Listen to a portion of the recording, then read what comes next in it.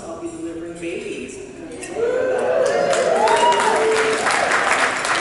off, I would like to thank the Equality Scholarship Collaborative for bringing folks from across great institutions in tireless support of individuals like myself who are advocating for an important and increasingly visible minority group.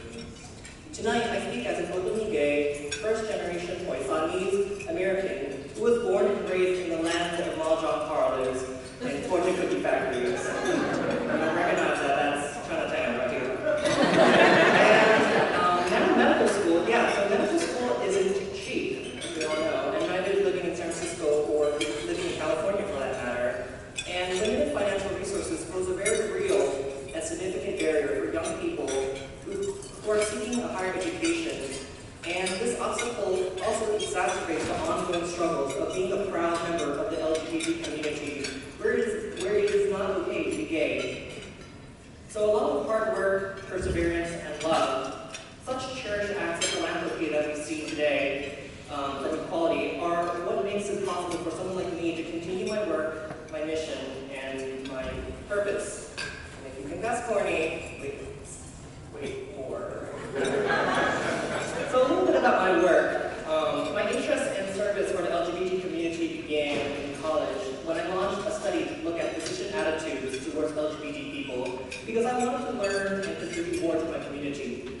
After college, during the day, I conducted research on HIV pathogenesis at the NIH in Washington, D.C. And during the night, I would provide free HIV testing in a health van parked outside the clubs at DuPont Circle. Yeah. A few years ago, I returned to my hometown to embark on my training to become a doctor while continuing to serve my community in different dimensions. I organized a health forum for students where they are able to learn about LGBT-relevant healthcare topics and social issues. I also organized UCSS's first ever drag show. And that's with 2 P's. And this year, I founded Pride of Medicine, where we work to promote networking and professional opportunities for LGBT trainees in medicine.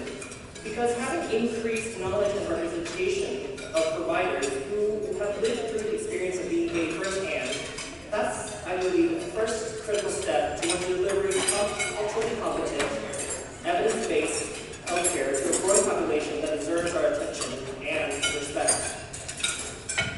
Whether I become a radiologist or a surgeon or a primary care physician, I strive to become the doctor that sexual minorities, that we're all people really, can seek out what they need and advocate in the system to achieve a healthy and prosperous life. So what motivates me to do this work that I do? And to extend that, what motivates any of us here to do the work that we do? And I think simply, we all just want to do good in our short lifetimes and make tomorrow's world a little bit brighter than the one we're in today. For us, for our loved ones, and for strangers. Strangers who have yet to feel our love. I stand here today among friends because I myself have been touched by the love of others, a love that holds us together across time and distance. And from Queens who took to the streets of New York, LA, San Francisco, 50 years ago, yeah, we know it, to my parents who drove to Castro before the interview at UCSF so that I can be reminded of my cultural roots in San Francisco. The love finds us all. And although having a gay son can attract condemnation in a traditional immigrant community, my family's unconditional love burns brighter than that. And I am joined tonight by my mother, Cindy Oy, and my brother,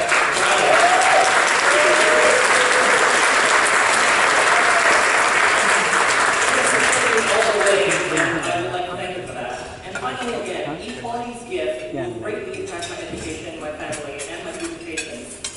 And for all the other recipients and myself, I think it's safe to say that these scholarships are a great